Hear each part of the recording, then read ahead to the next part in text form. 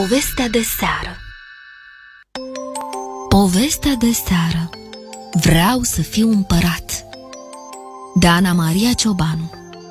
A fost odată, de mult, pe vremea când prinții și prințesele erau cele mai frumoase făpturi de pe pământ, pe vremea când zânele nu se temeau să se arate, pe vremea când toate gâzele vorbeau și cântau, un ținut nespus de frumos. De la poalele unor crengi de liliac, lângă un râu învolburat și strălucitor, până la malul mării, se întindea regatul unui prinț puțin mai mare decât un gândac. Pe cât de micuț era acest prinț, pe atât de frumos și de elegant ți se înfățișa. Avea pelerină croită din aripi de libelulă, pantalonii și cămașa dintr-o mătase nemai întâlnită și cizmele din piele de clește de coropișniță. Părul îi se lăsa ondulat și blond până pe umeri. Ochii ar fi făcut orice mare să invidieze, iar glasul său se lua la întrecere cu păsările măiestre la orice oră. Cât era ziulica de lungă, prințul nostru se plimba prin ținutul său călare pe un licurici de toată frumusețea. Supușii, râul, marea, animalele, liliacul și orice fir de iarbă erau în grija bunicului său, împăratul Mov.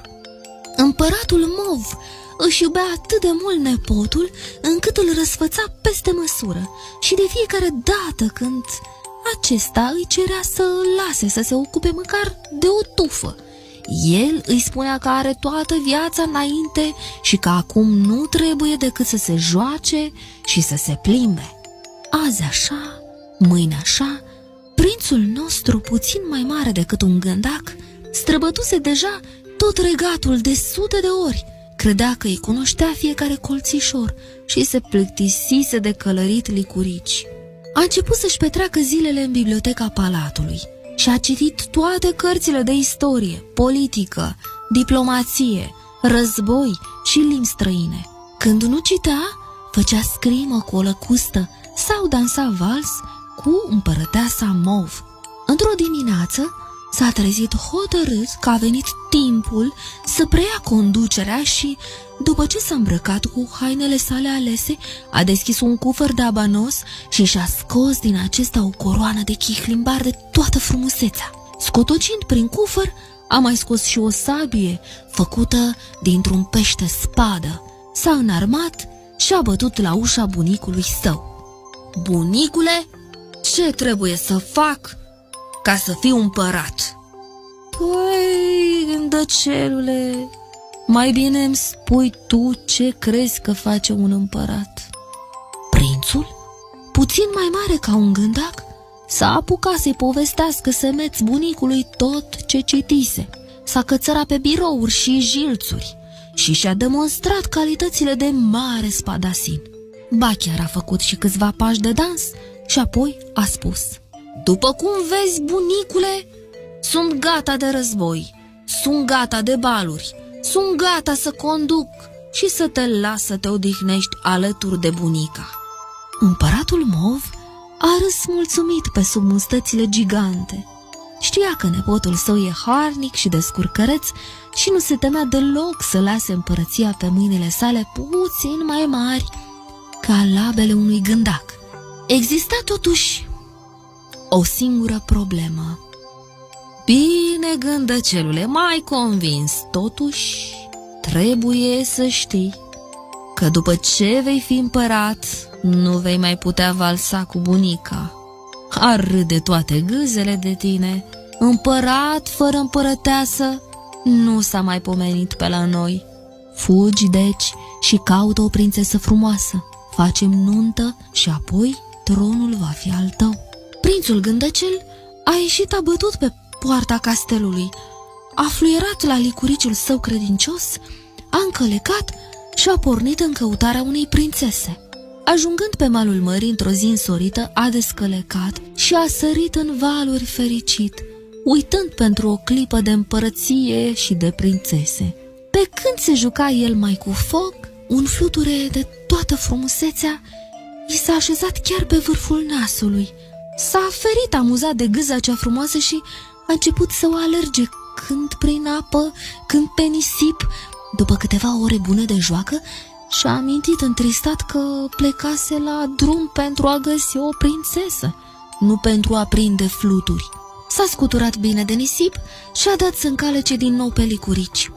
N-a apucat însă să-și termine gândul că o grozăvie i-a luat ochii. Fluturele buculucaș își scutura violent aripile, se învârtea și scase un nor de praf sclipitor în jurul său. Din căpșorul mic de gâză au răsărit două cozi lungi și blonde, doi ochi albaștri nemaipomeniți și o gură trandafirie. În câteva secunde, fluturele jucăuș se transformase într-o prințesă mică și fermecătoare. Prințul gândac își freca ochii și nu putea să creadă ce tocmai se întâmplase în fața sa. O căldură specială îl învăluia și ar fi vrut să o ia în brațe pe prințesa Fluture, dar nu se putea mișca din loc.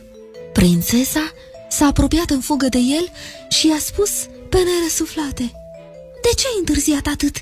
Dacă ai ști de când purtam eu aripile astea de fluture, de-ai ști de câte ori mi-am pierdut speranța și mi-am spus că n-ai să mai vii." Prințul nu înțelegea nimic. Ar fi vrut să își ceară scuze, dar nu prea știa pentru ce. Nu-i nimic. Bine că ai venit totuși și că m-ai scăpat de vraja asta nesuferită cu care m-am pricopsit de la o vrăjitoare pe când eram doar un copil. Mă așteptam să fii mai vioi după toată goana aia. Ai cam amuțit. Gândăcelul a încercat timid să o ia de mână, dar prințesa Fluture i-a sărit direct în brațe. "Uneori, ce cauți se află chiar sub nasul tău sau pe nasul tău. Ce mai aștepți? Hai să facem nuntă și să mă faci împărăteasă." Și uite așa, prințul Gândăcel și prințesa Fluture au făcut o nuntă de toată frumusețea, care a ținut mai mult de 3 zile și 3 nopți. Au domnit împreună mulți ani și au făcut o mulțime de copii gâze și se spune că încă mai domnesc și astăzi, undeva între niște crăci de liliac, un râu învolburat și o mare fermecată. Și-am încălecat pe un licurici și v-am spus o poveste cu sclipici.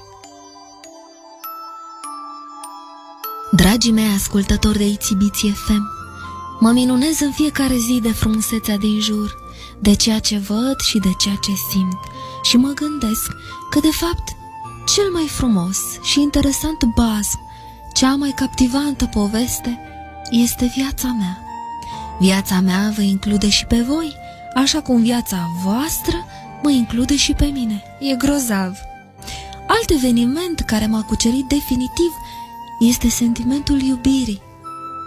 Ce sigur se instalează el în inimile celor mari pentru a se naște copiii pe lume și uite așa se răspândește de la unii la alții. Eu cred că acest sentiment va învinge răul definitiv într-o zi. Totul e să nu le închidem în noi, ca într-o temniță, ci să-l facem să dea rod. Vreau să vă spun că mă bucur pentru că vă știu aici, ascultându-mă. Vreau să vă spun că vă mulțumesc. Vreau să vă spun că vă iubesc, da. Da, și aș vrea ca poveștile spuse de mine să vă facă numai bine. Într-o zi, cineva ar putea spune o poveste de genul: a fost odată ca niciodată un post de radio unde ascultam povești. Aceste povești mi-au ținut de urât, m-au ajutat să înțeleg multe lucruri. Mi-au făcut copilăria frumoasă, m-au bucurat, m-au făcut să râd sau să plâng. Mi-au dat de gândit. Am crescut drept, curajos și frumos cu aceste povești și datorită lor cred că binele va învinge. Datorită lor și așa mai departe va continua povestea. Ei, să știți că atunci eu voi simți iubirea celor care au fost cândva copii ascultători. Și-am încălecat pe un gând și v-am scris și eu un gând.